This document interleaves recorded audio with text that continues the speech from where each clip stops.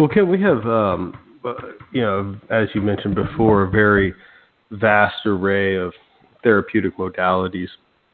And really what we've designed is a setup so that whenever we've diagnosed a patient and went through and figured out what areas of their neuroaxis is under functioning and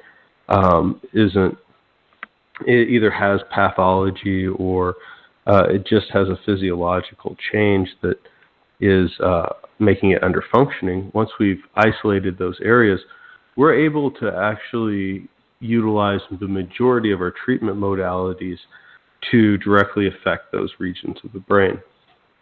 Hyperbaric is utilized for a vast amount of different neurological issues, but one of the main reasons for utilizing hyperbaric oxygen is to help increase the metabolic capacity of the brain.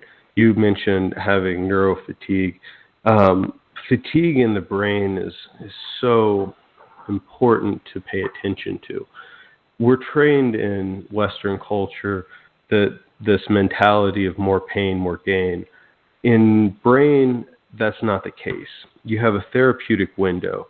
If you do too little, you don't activate the regions of the brain appropriately, and it happens. If you do too much, you overstimulate those regions of the brain, and it actually causes neurodegeneration, or actually what's called transneurodegeneration of the cells. And those pools of neurons start to die off.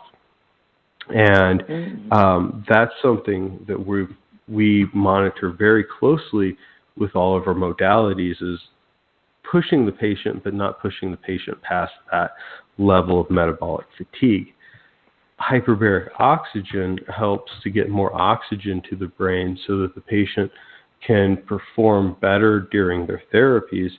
And then there's also a large array of research showing that multiple hyperbaric treatments helps to increase systemic stem cells.